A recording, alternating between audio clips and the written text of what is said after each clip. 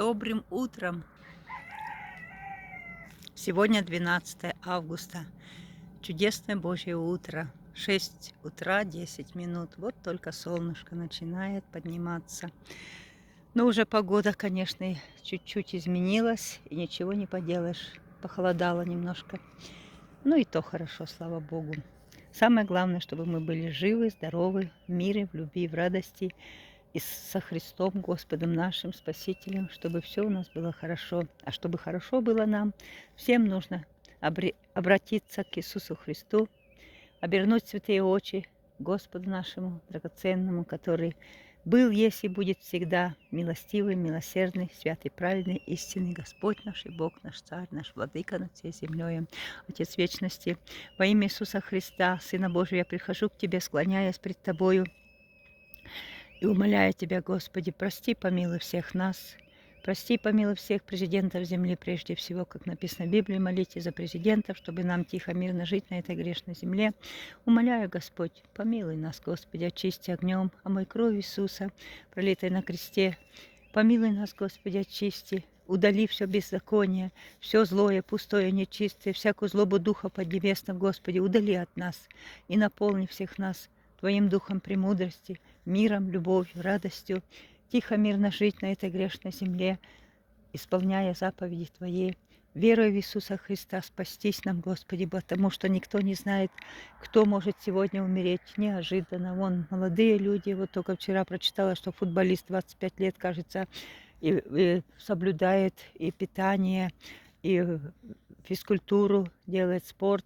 Но приходит конец, независимо, сколько лет человеку. Поэтому, драгоценный, кто меня слышит, умоляйте Иисуса Христа о Его защите, о Его милости, о Его спасении, чтобы нам спастись, чтобы нам унаследовать жизнь вечную, потому что жизнь вечная в руках Иисуса Христа. Он дверь, через которую люди входят в Царство Небесное к Отцу Небесному. Только Иисус Христос может двери рая открыть, потому что Бог дал ему ключи и всю власть.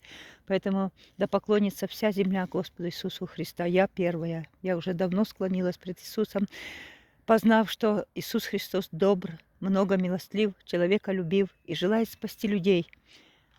Только беда в том, что люди не желают. Люди не хотят слышать даже.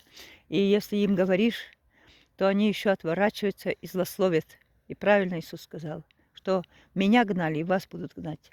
Потому что люди злые, и они не хотят слышать о чем-то добром. Но чтобы не быть злыми, нужно прийти к Иисусу, склониться перед Ним и попросить очистить и удалить все то, что не нужно. Люди живут в неверии, люди живут в незнании истины. Вот, например, смотрите, пожалуйста. Вот это Бог. А Бог является Иисус Христос, и Ему поклонятся. А люди поклоняются Деве Марии, думая, что она спасет их. А спасает только Иисус Христос. Поэтому, мои драгоценные, склонитесь пред Иисусом Христом и умоляйте Его, читайте Священное Писание, покуда еще благодатное время, потому что наступят дни тяжкие, так написано в Библии.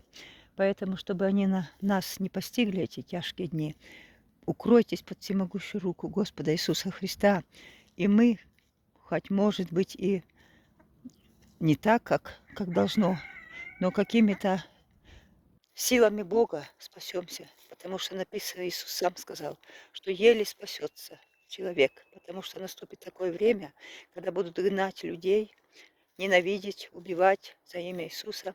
Но лучше умереть за имя Иисуса, чем попасть в ад, потому что Иисус спасет свои обители. А в раю все есть вечное, все изысканное, все драгоценное.